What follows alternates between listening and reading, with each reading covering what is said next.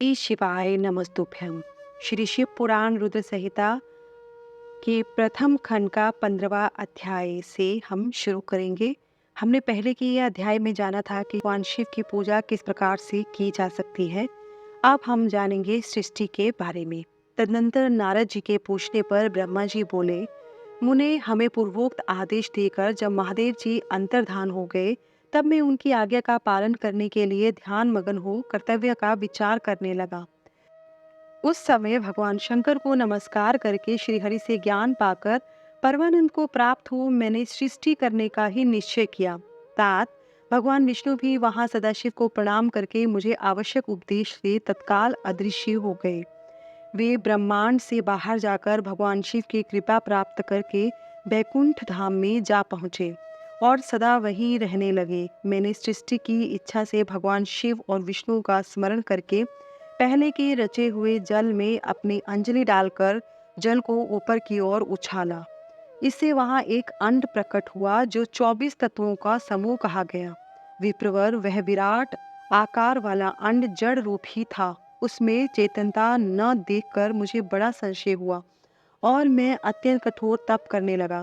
12 वर्षों तक भगवान विष्णु के चिंतन में लगा रहा।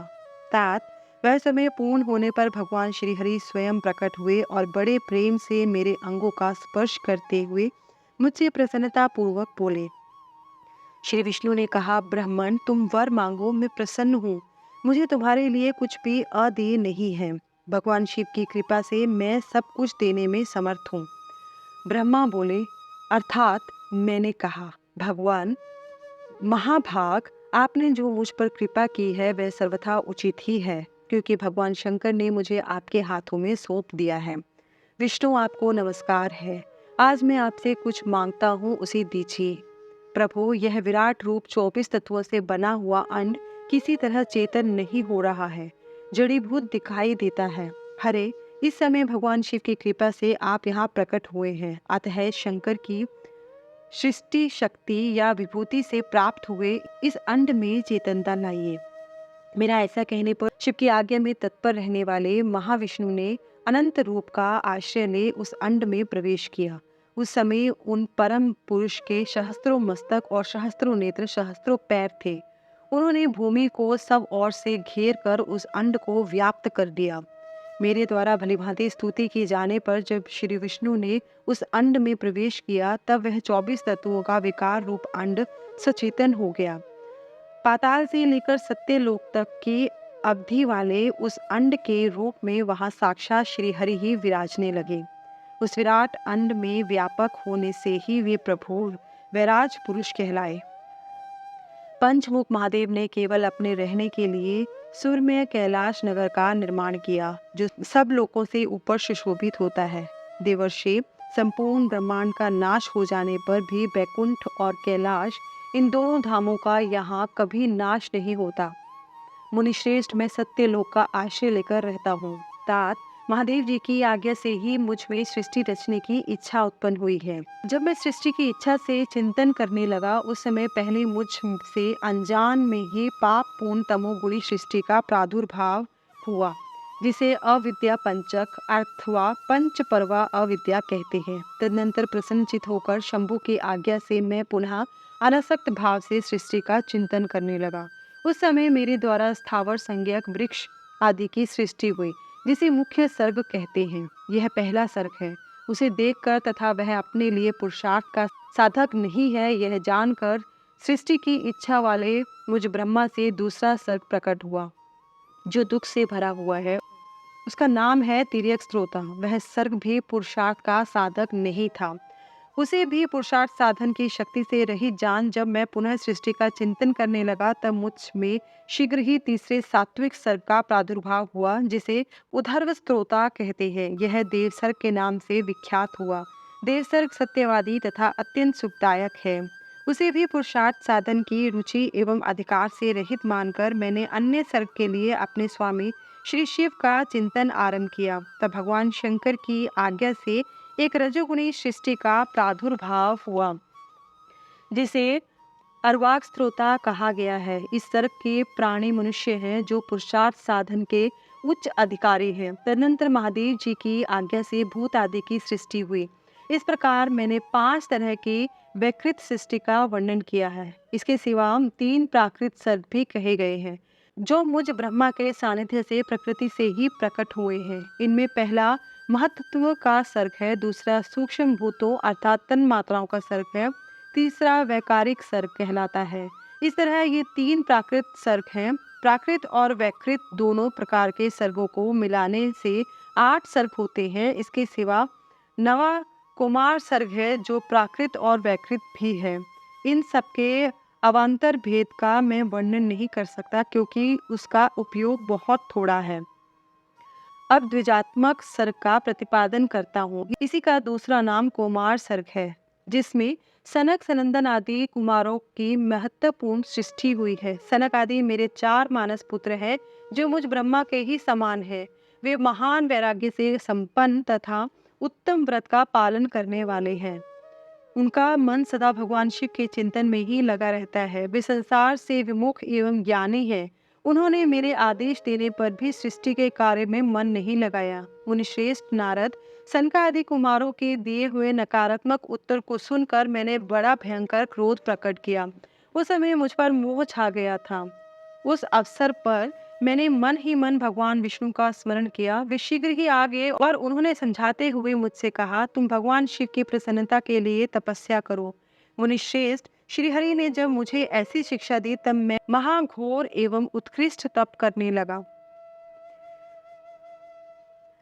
सृष्टि के लिए तपस्या करते हुए मेरी दोनों भौहों तथा नासिका के मध्य भाग से, जो उनका अपना ही अविमुक्त अंग स्थान है, महेश्वर की 3 मूर्तियों में से अन्यतम पूर्णांश सर्वेश्वर एवं दया सागर भगवान शिव अर्धनारीश्वर रूप में प्रकट हुए, जो जन्म से रहित तेज की राशि सर्वज्ञ एवं सर्वस्रष्टा है। उन नील लोहित नामधारी साक्षात उमा वल्लभ शंकर को सामने देख बड़ी भक्ति से मस्तक झुका उनकी स्तुति करके मैं बड़ा प्रसन्न हुआ और उन देव देवेश्वर से बोला, प्रभु अब भांति भांति के जीवों की सृष्टि कीजिए। मेरी यह बात सुनकर उन देवादि देव महेश्वर रुद्र ने अपने ही समान बहुत से रुद्रगणों की सृष्टि की। जब मैंने अपने स्वामी महेश्वर महारुद्र से फिर कहा, देव आप ऐसे जीवों की सृष्टि कीजिए जो जन्म और मृत्यु के भय से युक्त हो। मुनिश्रेष्ठ, मेरी ऐसी बात सुनकर करुणा सागर महादेव जी हंस पड़े और तत्काल इस प्रकार बोले। महादेव जी ने कहा, विधाता, मैं जन्म और मृत्यु के भय से मुक्त अशोभन जीवों की सृष्टि नहीं करूंगा, क्योंकि वे कर्मों के अधीन हो दुख के समुद्र में डूबे रहेंगे। मैं तो दुख के सागर में डूबे हुए उन जीवों का उद्धार मात्र करूंगा। गुरु का स्वरूप धारण करके उत्तम ज्ञान प्रदान कर उन सबको संसार सागर से पार करूंगा। प्रजापते, दुख में डूबे हुए सारे जीव की सृष्टि तो तुम ही करो। मेरी आज्ञा से इस कार्य में प्रवृत्त होने के कारण तुम्हें माया नहीं बांध सकेगी। मुझसे ऐसा कहकर श्रीमान भगवान नीलोहित महादेव मेरे देखते ही देखते अपने पार्षदों के साथ वहां से तत्काल तिरोहित हो गए। ब्रह्मा जी कहते हैं, नारद, तदनंतर मैंने शब्द, तन्मात्रा आदि सूक्ष्म भूतों को स्वयं ही पंचीकृत करके अर्थात उन 5 का परस्पर सम्मिश्रण करके उनसे स्थूल आकाश, वायु, अग्नि, जल और पृथ्वी की सृष्टि की। पर्वतों, समुद्रों और वृक्षों आदि को उत्पन्न किया।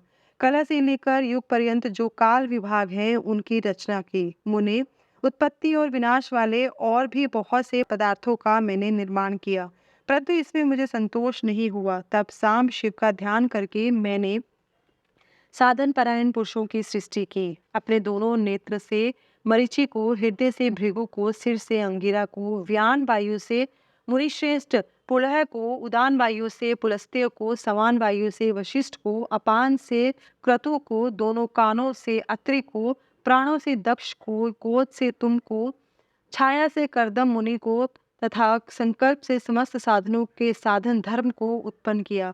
मुनिश्रेष्ठ, इस तरह इन उत्तम साधकों की सृष्टि करके महादेव जी की कृपा से मैंने अपने आप को कृतार्थ माना।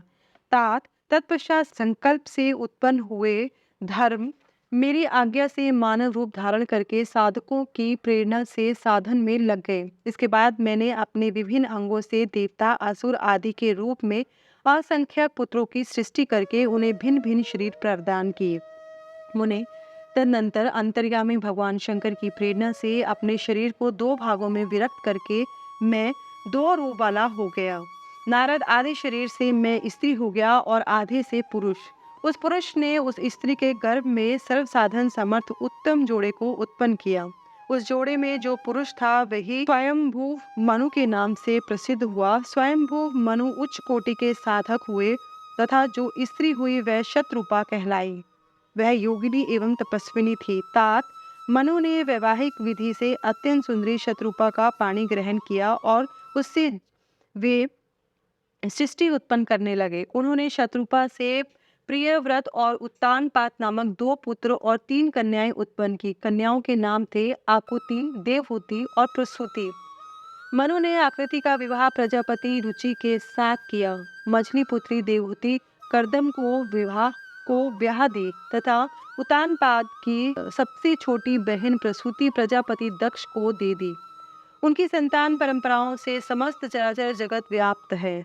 रुचि से आकुति के गर्भ से यज्ञ और दक्षिणा नामक स्त्री पुरुष का जोड़ा उत्पन्न हुआ। यज्ञ के दक्षिणा से 12 पुत्र हुए। उन्हें कर्दम द्वारा देवहूति के गर्भ से बहुत सी पुत्रियां उत्पन्न हुई। दक्ष की प्रसूति से 24 कन्याएं हुई। उनमें से श्रद्धा आदि 13 कन्याओं का विवाह दक्ष ने धर्म के साथ कर दिया। मुनीश्वर, धर्म की उन पत्नियों के नाम सुनो। श्रद्धा, लक्ष्मी, धृति, तुष्टि, पुष्टि, मेधा, क्रिया, बुद्धि, लज्जा, वसु, शांति और सिद्धि तथा कीर्ति। ये सब 13 हैं। इनमें छोटी जो शेष 11 सुलोचना कन्याएं थी उनके नाम इस प्रकार है: ख्याति, सती, संभूति, स्मृति, प्रीति, क्षमा, सन्नति, अनसुया, ऊर्जा, स्वाहा और स्वधा। भृगु, शिव, मरीचि, अंगिरा मुनि, पुलस्त्य, पुलह, मुनिश्रेष्ठ, क्रतु, अत्रि, वशिष्ठ, अग्नि और पितरों ने क्रमशः इन ख्याति आदि कन्याओं का पानी ग्रहण किया। भृगु आदि मुनिश्रेष्ठ साधक हैं। इनकी संतानों से चराचर प्राणियों सहित सारी त्रिलोकी भरी हुई है। इस प्रकार अंबिका पति महादेव जी की आज्ञा से अपने पूर्व कर्मों के अनुसार बहुत से प्राणी असंख्य श्रेष्ठ द्विजों के रूप में उत्पन्न हुए। कल्प भेद से दक्ष की 60 कन्याएं बताई गई हैं। उनमें से 10 कन्याओं का विवाह उन्होंने धर्म के साथ किया। 27 कन्याएं चंद्रमा को ब्याहती और विधि पूर्वक 13 कन्याओं का हाथ दक्ष ने कश्यप के हाथ में दे दिए। नारद, उन्होंने 4 कन्याएं श्रेष्ठ रूप वाले अरिष्ट नेमि को ब्याह दी तथा भृगु, अंगिरा और कृशाश्व को 2-2 कन्याएं अर्पित की। उन स्त्रियों से उनके पतियों द्वारा बहुसंख्यक चराचर प्राणियों की उत्पत्ति हुई। मुनिश्रेष्ठ दक्ष ने महात्मा कश्यप को जिन 13 कन्याओं का विधि पूर्वक दान दिया था उनकी संतानों से सारी त्रिलोकी व्याप्त है। स्थावर और जंगम कोई भी सृष्टि ऐसी नहीं है जो कश्यप की संतानों से शून्य हो। देवता, ऋषि, दैत्य, वृक्ष, पक्षी, पर्वत और तृणलता आदि सभी कश्यप पत्नियों से पैदा हुए हैं। इस प्रकार दक्ष कन्याओं की संतानों से सारा चराचर जगत व्याप्त है। पाताल से लेकर सत्यलोक पर्यंत समस्त ब्रह्मांड निश्चय ही उनकी संतानों से सदा भरा रहता है, कभी खाली नहीं होता। इस तरह भगवान शंकर की आज्ञा से ब्रह्मा जी ने भलीभांति सृष्टि की। पूर्व काल में सर्वव्यापी शंभु ने जिन्हें तपस्या के लिए प्रकट किया था तथा रुद्रदेव ने त्रिशूल के अग्रभाग पर रखकर जिनकी सदा रक्षा की है, वे ही सती देवी लोकहित का कार्य संपादित करने के लिए दक्ष से प्रकट हुई थी। उन्होंने भक्तों के उद्धार के लिए अनेक लीलाएं की। इस प्रकार देवी शिवा ही सती होकर भगवान शंकर से ब्याही गई, किंतु पिता के यज्ञ में पति का अपमान देखकर उन्होंने अपने शरीर को त्याग दिया और फिर उसे ग्रहण नहीं किया। वे अपने परम पद को प्राप्त हो गई। फिर देवताओं की प्रार्थना से वे ही शिवा पार्वती रूप में प्रकट हुई और बड़ी भारी तपस्या करके पुनः भगवान शिव को उन्होंने प्राप्त कर लिया। मुनीश्वर, इस जगत में उनके अनेक नाम प्रसिद्ध हुए। उनके कालिका, चंडिका, भद्रा, चामुंडा, विजया, जया, जयंती, भद्रकाली, दुर्गा, भगवती, कामाख्या, कामदा, अम्बा, मृडानी और सर्वमंगला आदि अनेक नाम हैं जो भोग और मोक्ष देने वाले हैं। ये सभी नाम अनेक गुण और कर्मों के अनुसार हैं। मुनिश्रेष्ठ नारद, इस प्रकार मैंने सृष्टि कर्म का तुमसे वर्णन किया है। ब्रह्मांड का यह सारा भाग भगवान शिव की आज्ञा से मेरे द्वारा रचा गया है। भगवान शिव को परब्रह्म परमात्मा कहा गया है। मैं, विष्णु और रुद्र ये 3 देवता गुण भेद से उन्हीं के रूप बतलाए गए हैं। वे मनोरम शिवलोक में शिवा के साथ स्वच्छंद विहार करते हैं। भगवान शिव स्वतंत्र परमात्मा है, निर्गुण और सगुण भी वे ही हैं। सूत जी कहते हैं, मुनीश्वरों, ब्रह्मा जी की यह बात सुनकर नारद जी ने विनय पूर्वक उन्हें प्रणाम किया और पुनः पूछा, भगवान, भक्त वत्सल भगवान शंकर कैलाश पर्वत पर कब गए और महात्मा कुबेर के साथ उनकी मैत्री कब हुई? परिपूर्ण मंगल विग्रह महादेव जी ने वहाँ क्या किया, यह सब मुझे बताइए। इसे सुनने के लिए मेरे मन में बड़ा कौतूहल है। ब्रह्मा जी ने कहा, नारद सुनो, चंद्रमौली भगवान शंकर के चरित्र का वर्णन करता हूँ। वे कैसे कैलाश पर्वत पर गए और कुबेर की उनके साथ किस प्रकार मैत्री हुई, यह सब सुनाता हूँ। काम्पिल्य नगर में यज्ञदत्त नाम से प्रसिद्ध एक ब्राह्मण रहते थे जो बड़े सदाचारी थे। उनके एक पुत्र हुआ जिसका नाम गुणनिधि था। वह बड़ा ही दुराचारी और जुआरी हो गया था। पिता ने अपने उस पुत्र को त्याग दिया। वह घर से निकल गया और कई दिनों तक भूखा भटकता रहा। एक दिन वह नैवेद्य चुराने की इच्छा से एक शिव मंदिर में गया। वहां उसने अपने वस्त्र को जलाकर उजाला किया। यह मानो उसके द्वारा भगवान शिव के लिए दीपदान किया गया। तत्पश्चात वह चोरी से पकड़ा गया और उसे प्राण दंड मिला। अपने कुकर्मों के कारण वह यमदूतों द्वारा बांधा गया। इतने में ही भगवान शंकर के पार्षद वहां पहुंचे और उन्होंने उसे उनके बंधन से छुड़ा दिया। शिवगणों के संग से उसका हृदय शुद्ध हो गया था, अतः वह उन्हीं के साथ तत्काल शिवलोक में चला गया। वहां सारे दिव्य भोगों का उपभोग तथा उमा महेश का सेवन करके कालांतर में वह कलिंगराज अरिंदम का पुत्र हुआ। वहां उसका नाम था दम। वह निरंतर भगवान शिव की सेवा में लगा रहता था। बालक होने पर भी वह दूसरे बालकों के साथ शिव भजन किया करता था। वह क्रमशः युवावस्था को प्राप्त हुआ और पिता के परलोक गमन के पश्चात राज सिंहासन पर बैठा। राजा दम बड़ी प्रसन्नता के साथ सब और विश्व धर्मों का प्रचार करने लगे। भूचाल दम का यमन करना दूसरों के लिए सर्वथा कठिन था। ब्राह्मण समस्त शिवालयों में दीपदान करने के अतिरिक्त वे दूसरे किसी धर्म को नहीं जानते थे। उन्होंने अपने राज्य में रहने वाले समस्त ग्रामाध्यक्षों को बुलाकर यह आज्ञा दे दी कि शिव मंदिर में दीपदान करना सबके लिए अनिवार्य होगा। जिस जिस ग्रामाध्यक्ष के गांव के पास जितने शिवालय हो, वहां बिना कोई विचार किए सदा दीप जलाना चाहिए। आजीवन इसी धर्म का पालन करने के कारण राजा दम ने बहुत बड़ी धर्म संपत्ति का संचय कर लिया। फिर वे काल धर्म के अधीन हो गए। दीपदान की वासना से युक्त होने के कारण उन्होंने शिवालयों में बहुत से दीप जलवाए और उसके फलस्वरूप जन्मांतर में वे रतनमय दीपों के प्रभा के आश्रय हो अलकापुरी के स्वामी हुए। इस प्रकार भगवान शिव के लिए किया हुआ थोड़ा सा भी पूजन या आराध्य समय अनुसार महान फल देता है। ऐसा जानकर उत्तम सुख की इच्छा रखने वाले लोगों को शिव का भजन अवश्य करना चाहिए। वह दीक्षित का पुत्र जो सदा सब प्रकार के अधर्मों में ही रचा पचा रहता था, देव योग से शिवालय में धन चुराने के लिए गया और उसने स्वार्थवश अपने कपड़े को दीपक की बत्ती बनाकर उसके प्रकाश से शिवलिंग के ऊपर का अंधेरा दूर कर दिया। इस सत्कर्म के फलस्वरूप वह कलिंग देश का राजा हुआ और धर्म में उसका अनुराग हो गया। फिर दीप की वासना का उदय होने से शिवालयों में दीप जलवाकर उसने एक दिक्पाल का पद पा लिया। मुनीश्वर देखो तो सही, कहाँ उसका वह कर्म और कहाँ यह दिक्पाल की पदवी जिसका यह मानव धर्मा प्राणी इस समय यहाँ उपभोग कर रहा है। तात यह तो उसके ऊपर शिव के संतुष्ट होने की बात बताई गई है। अब इच्छित होकर यह सुनो कि किस प्रकार सदा के लिए उसकी भगवान शिव के साथ मित्रता हो गई। मैं इस प्रसंग का तुमसे वर्णन करता हूँ। नारद, पहले के पद्यम कल्प की बात है। मुझ ब्रह्मा के मानस पुत्र पुलस्त्य से विश्रवा का जन्म हुआ और विश्रवा के पुत्र वैश्रवण अर्थात कुबेर हुए। उन्होंने पूर्व काल में अत्यंत उग्र तपस्या के द्वारा त्रिनेत्रधारी महादेव जी की आराधना करके विश्वकर्मा की बनाई हुई इस अलकापुरी का उपभोग किया। जब वह कल्प व्यतीत हो गया और मेघवाहन कल्प आरंभ हुआ, उस समय वह यज्ञदत्त का पुत्र जो प्रकाश का दान करने वाला था, कुबेर के रूप में अत्यंत दुस्सह तपस्या करने लगा।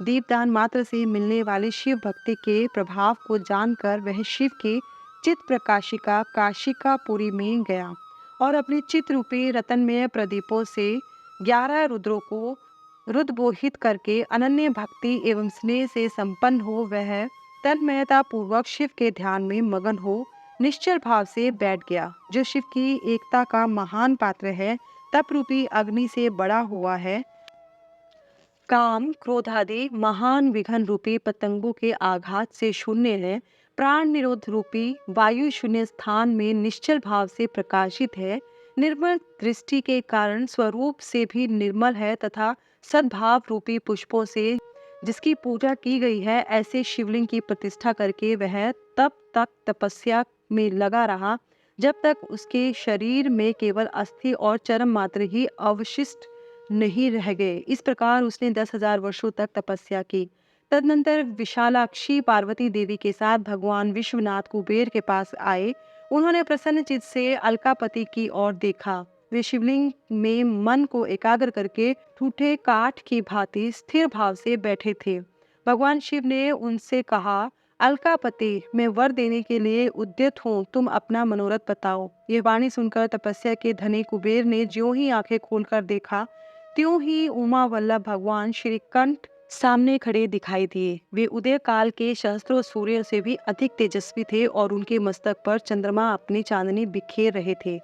भगवान शंकर के तेज से उनकी आंखें चौंधिया गई, उनका तेज प्रतिहत हो गया और वे नेत्र बंद करके मनोरथ से भी परे विराजमान देव देवेश्वर शिव से बोले, नाथ, मेरे नेत्रों को वह दृष्टि शक्ति दीजिए जिससे आपके चरणारविंदों का दर्शन हो सके। स्वामीन, आपका प्रत्यक्ष दर्शन हो, यही मेरे लिए सबसे बड़ा वर है। ईश्वर, दूसरे किसी वर से मेरा क्या प्रयोजन। चंद्रशेखर, आपको नमस्कार है। कुबेर की यह बात सुनकर देवादिदेव उमापति ने अपने हथेली से उनका स्पर्श करके उन्हें देखने की शक्ति प्रदान की। दृष्टि शक्ति मिल जाने पर यज्ञदत्त के उस पुत्र ने आंखें फाड़ फाड़ कर पहले उमा की ओर देखना आरंभ किया। वह मन ही मन सोचने लगा, भगवान शंकर के समीप यह सर्वांग सुंदरी कौन है? इसने कौन सा ऐसा तप किया है जो मेरी भी तपस्या से बढ़कर गया है? यह रूप, यह प्रेम, यह सौभाग्य और यह असीम शोभा सभी अद्भुत है। वह ब्राह्मण कुमार बार बार यही कहने लगा।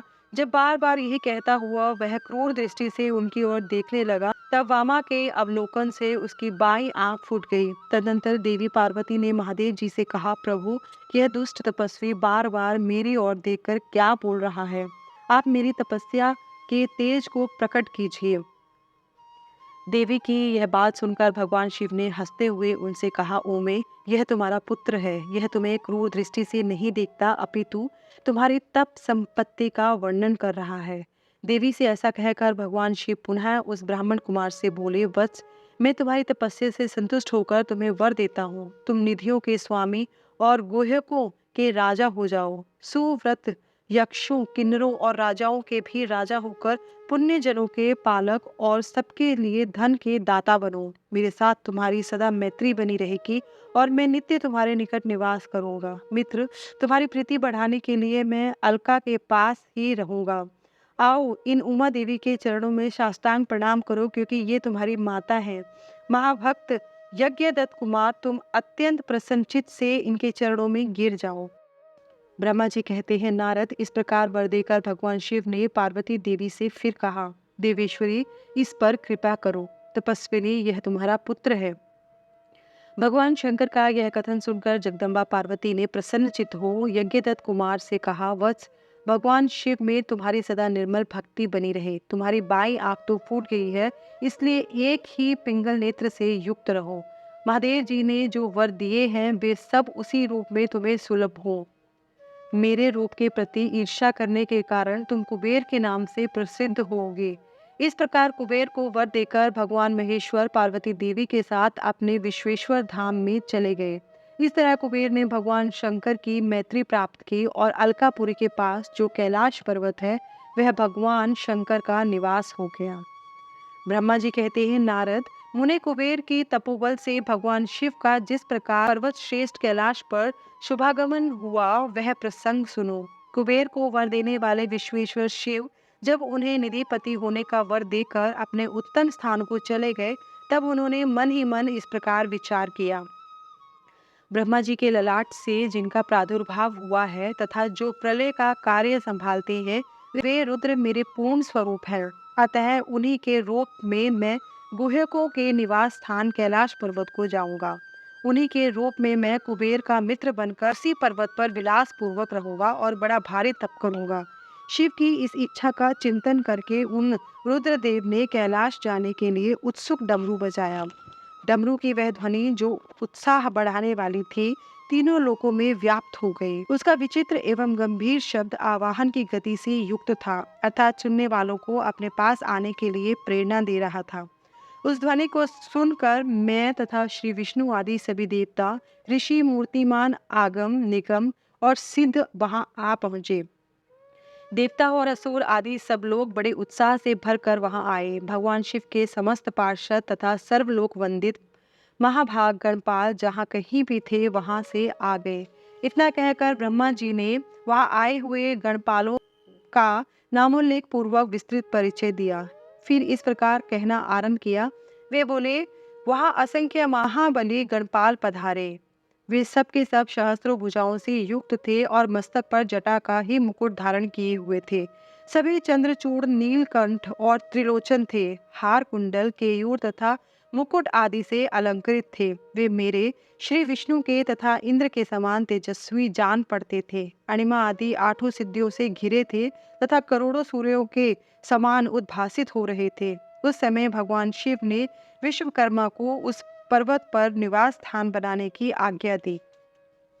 अनेक भक्तों के साथ अपने और दूसरों के रहने के लिए यथा योग्य आवास तैयार करने का आदेश दिया। मुने, तब विश्वकर्मा ने भगवान शिव की आज्ञा के अनुसार उस पर्वत पर जाकर शीघ्र ही नाना प्रकार के गृहों की रचना की। फिर श्री हरि की प्रार्थना से कुबेर पर अनुग्रह करके भगवान शिव सानंद कैलाश पर्वत पर गए। उत्तम मुहूर्त में अपने स्थान में प्रवेश करके भक्तवत्सल परमेश्वर शिव ने सबको प्रेम दान दे सनात किया। इसके बाद आनंद से भरे हुए श्री विष्णु आदि समस्त देवताओं, मुनियों, सिद्धों ने शिव का प्रसन्नता पूर्वक अभिषेक किया। हाथों में नाना प्रकार की भेंटें लेकर सबने क्रमशः उनका पूजन किया और बड़े उत्सव के साथ उनकी आरती उतारी। मुने, उस समय आकाश से फूलों की वर्षा हुई जो मंगल सूचक थी। सब और जय जयकार और नमस्कार के शब्द गूंजने लगे। महान उत्साह फैला हुआ था जो सबके सुख को बढ़ा रहा था। उस समय सिंहासन पर बैठकर श्री विष्णु आदि सभी देवताओं द्वारा की हुई यथोचित सेवा को बारंबार ग्रहण करते हुए भगवान शिव बड़ी शोभा पा रहे थे। देवता आदि सब लोगों ने सार्थक एवं प्रिय वचनों द्वारा लोक कल्याणकारी भगवान शंकर का पृथक पृथक स्तवन किया। सर्वेश्वर प्रभु ने प्रसन्न चित्त से वह स्तवन सुनकर उन सबको प्रसन्नता पूर्वक मनोवांछित वर एवं अभीष्ट वस्तुएं प्रदान की। मुने, तदनंतर श्री विष्णु के साथ मैं तथा अन्य सब देवता और मुनि मनोवांछित वस्तु पाकर आनंदित हो भगवान शिव की आज्ञा से अपने अपने धाम को चले गए। कुबेर भी शिव की आज्ञा से प्रसन्नता पूर्वक अपने स्थान को गए। फिर वे भगवान शंभु, जो सर्वथा स्वतंत्र है, योग परायण एवं ध्यान तत्पर हो पर्वत प्रवर कैलाश पर रहने लगे। कुछ काल बिना पत्नी के ही बिताकर परमेश्वर शिव ने दक्ष कन्या सती को पत्नी रूप में प्राप्त किया। देवर्षि फिर वे महेश्वर दक्ष कुमारी सती के साथ विहार करने लगे और लोकाचार परायण हो सुख का अनुभव करने लगे। मुनीश्वर, इस प्रकार मैंने तुमसे यह रुद्र के अवतार का वर्णन किया, साथ ही उनके कैलाश पर आगमन और कुबेर के साथ मैत्री का भी प्रसंग सुनाया।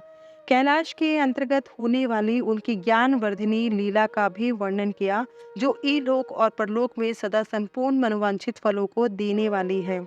जो एकाग्रचित हो इस कथा को सुनता या पढ़ता है, वह इस लोक में भोग पाकर परलोक में मोक्ष लाभ करता है। बोलिए नमः शिवाय।